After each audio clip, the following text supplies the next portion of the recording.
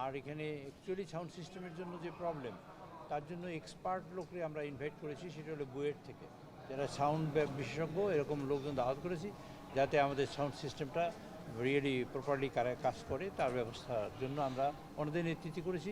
দুটো জিনিস দেখবো, এখানে একটা সিকিউরিটির আসপেক্ট আছে, যাতে সাপোর্টেজ হয়েছে কিনা, আর হলো রিয়েল সাউন্ড সিস্টেমের প্রবলেমটা কি, তার রিজলভ করার পদ্ধতি কী, সেই দুটো নিয়ে অভিযোগ করেছিল। এটা আপনাদের হেডফোনের ব্যাপারটা তো সকলেরই অভিযোগ, আমার নিজের অভিযোগ।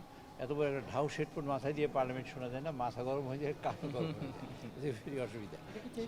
এটা চেঞ্জ হবে ইনশাআল্লাহ। 5 আগস্টের পরে আপনারা জানেন দেশে একটা আবহাওয়া তৈরি করা হয়েছিল, সে নির্বাচনই হবে না। তারপর আবহাওয়া তৈরি করেছিল এইরকম হবে সেরকম হবে, যেদিন নির্বাচন হবে সেদিনও আমাকে জিজ্ঞেস করে নির্বাচন কি ফাইনালি টিকবে। আমি বললাম যে দেখা যাক, দেখি, আল্লাহ রাব্বুল আলামিনই জানেন এই ব্যাপারে, গায়েবের মালিক তো আল্লাহ রাব্বুল আলামিন, আমরা বলতে পারবো না, তবে চেষ্টা করবো যাতে এটা টিকে।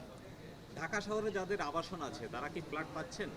না, ঢাকা শহরে এটা ক্রাইটেরিয়া করা হয়েছে এরকমের যে এমপি সাহেবদের কাজের সুবিধার জন্য, বিজনেসের সুবিধার জন্য কাছাকাছি থাকা দরকার।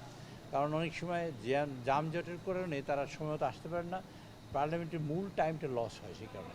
সেই জন্য তাদের কার কী আছে না আছে সেটা ইম্পর্টেন্ট, সেটা ইম্পর্টেন্ট ছিল তাদের কাছাকাছি রাখা। সেই জন্য যাতে তাদের কাছাকাছি রাখতে পারি তার চেষ্টা করছি আমরা। তার মানে কি সবাই এই সুযোগটা পাচ্ছে কিনা? সবাই আমাদের ধরেন মাননীয় মোরালের সবাই পাবে, এরকমের যে মাননীয় মন্ত্রী মহোদয় আছেন, প্রতিমন্ত্রী মহোদয় আছেন, হুইপ, চিফ হুইপ তারা আছেন, স্পিকার সাহেব আছেন, তারা তো তাদের বাসায় আছে।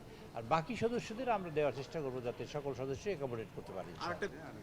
আমরা ধারণা করি আমরা সকলকে আবাসনের আওতায় আনতে পারি। চিকিৎসার বিষয়ে এখানে চিকিৎসা আমাদের অপ্রতুল। আমরা যা দেখেছি আজকে শুনেছি, আমাদের যেন কার্ডিয়াক সিস্টেমটার প্রবলেম আছে, আমাদের অ্যাম্বুলেন্সের সমস্যা আছে, আইসিইউ অ্যাম্বুলেন্সের, আমাদের এখানে ডেড বডি ক্যারি করার মতন রেফ্রিজারেটর, ফ্রিজ যেটা, সেটা অ্যাম্বুলেন্সের তা নেই।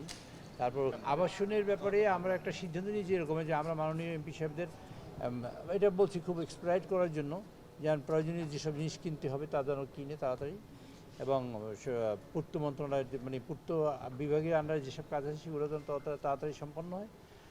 এছাড়া যে আর অন্যান্য যেগুলো ছোটোখাটো জিনিস যা কিনতে হবে তা কিনে আমরা যেন 10 তারিখের মধ্যেই আমরা চেষ্টা করব বরাদ্দ দেওয়ার জন্য। সকল এমপি সাহেবরা 10 তারিখের মধ্যে উঠতে পারবেন তা নয়, তবে তারা বাসা পেয়েছেন এবং সেই অনুযায়ী তারা ডেকোরেট করে নিতে পারবেন বা তার সুবিধা হয় তাতে। এই জন্য আমরা প্রায়োরিটি, টপমোস্ট প্রায়োরিটি দিয়ে 10 তারিখ। এই জন্য আমরা আবার আগামী 30 তারিখেও মিটিং রেখেছি এই হাউস কমিটি, যেন এই কাজটা এক্সপ্রেড করার জন্য। আগামী পরশু সকাল 11টায় জানা যায়। হ্যাঁ, পরশুদিন সকাল 11টায়। এর আগে দেখা গেছে যে বাসা নিয়ে থাকেন না এমপি সাহেব, সে ব্যাপারে আপনারা কোনো আলোচনা করেছেন? বাসা নিয়ে থাকেন না এই ব্যাপারে কোনো আলোচনা হয়নি। আর বাসা নিয়ে থাকবেন এটাই প্রত্যাশা করি, এবারেই সঙ্গত।